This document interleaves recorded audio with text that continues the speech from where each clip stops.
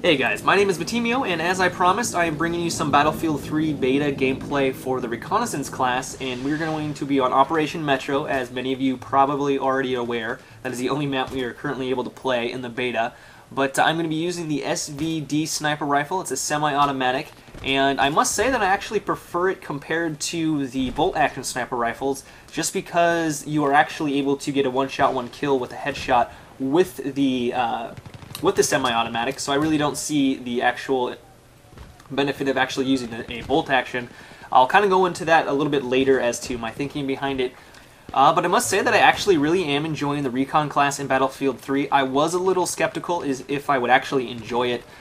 In Battlefield Bad Company 2, I really enjoyed playing that aggressive playstyle. I know a lot of people don't think that is how a recon or a sniper should play. I completely agree, but that is just how I like to play. I mean, it's a video game.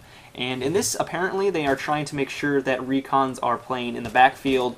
They are trying to support their teammates and, you know, get those headshot kills from a long range. That's kind of difficult on Operation Metro. There really isn't a whole lot of areas where you have long sight lines, and I'm really looking forward to playing on the larger maps like Caspian Border and seeing how well sniper rifles really do in those situations, and also just to see more of a bullet drop. Right now, it's kind of hard to tell. There really isn't a whole lot of distance between your enemy, and I just kind of want to get practice where I can actually lead the target and really play that sniper role. So I'm looking forward to that. So if you're wondering what kind of gadgets you're able to use for the Reconnaissance class, you get something called the TUGS, or the TUGS, and it works similar to the Battlefield Bad Company 2's motion sensor ball, but you can't actually throw it on the ground. I actually think it's a lot worse than the Bad Company 2's motion ball, just because I really don't see many enemies on my mini-map when I actually place this down. I hardly ever use it. And the enemy can actually avoid being detected by this gadget by moving slowly, so I'm assuming if you just crouch or if you're just walking, you can avoid this motion sensor. And like I said, I really just haven't seen a moment where I'm like, wow, that saved my life, or awesome, I'm able to figure out where the enemy is. And because for the most part, it really doesn't give me any really good indication as to where they are. So I'm not really sure if I'm sold on that right now.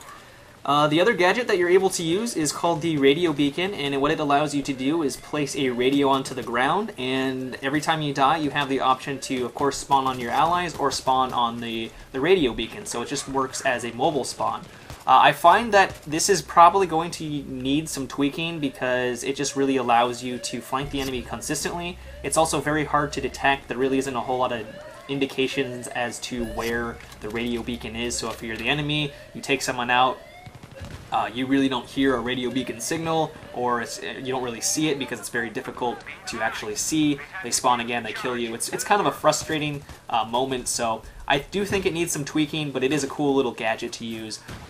You actually are able to use two gadgets on the Reconnaissance class, so it's going to be interesting to see what combinations you can come up with. Right now, there really isn't a whole lot of different gadgets you can use right now because it is the beta, and we haven't really had a lot of opportunity to unlock everything. So I'm interested to see exactly what the gadgets are going to do and what combinations you're going to be able to use.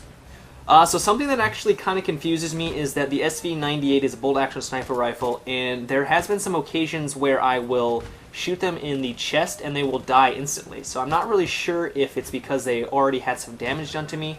We were informed that one-shot, one-kills to the body are not going to occur in Battlefield 3. I will make a video about, and also with some gameplay with the SV98, so I'm not really sure exactly what's going on in that regard, but I'll hopefully inform you guys more about that in the near future. But this about wraps up the video, guys. I hope you enjoyed it, and if you did, I would appreciate it if you could give this video a rating, and also if you would like to be notified of new videos from me, I recommend you subscribe to my channel and also follow me on Twitter. But until next time, everyone, have a good one and take it easy.